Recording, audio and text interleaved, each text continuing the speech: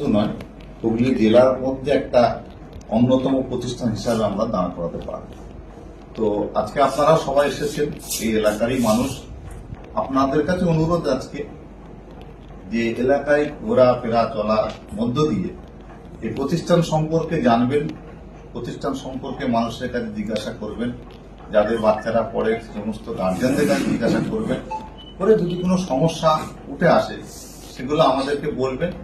সেই সমস্যাগুলো সমাধান করে সকলে কাঁধে কাঁধ মিলিয়ে একসাথে আমরা প্রতিষ্ঠানের উন্নয়নমূলক কাজ ইনশাল্লাহ করে যাব। কারণ একটা সময় ছিল মাদ্রাসার অভাব ছিল, টাকার অভাব ছিল, বইপত্রের অভাব ছিল, ড্রেসের অভাব ছিল, সাইকেলের অভাব ছিল, গরিব মানুষরা যেতে পারত না।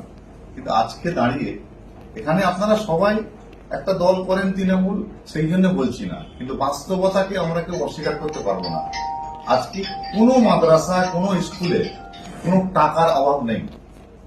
কোনো মাদ্রাসা স্কুলে বই, পুস্তক, মিড ডে মিল থেকে শুরু করে, পোশাক থেকে শুরু করে, জুতো থেকে শুরু করে, ইভেন সবুজ সাথী সাইকেল থেকে শুরু করে, স্কলারশিপ থেকে শুরু করে, ট্যাব দেওয়া থেকে শুরু করে অত্যন্ত দক্ষতার সাথে বর্তমান সরকারের যিনি প্রধান আছেন আমাদের মমতা বন্দ্যোপাধ্যায়, তিনি কিন্তু করছেন।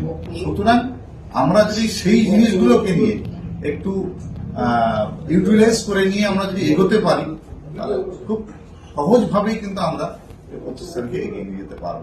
সুতরাং আপনারা পাশে থাকবেন।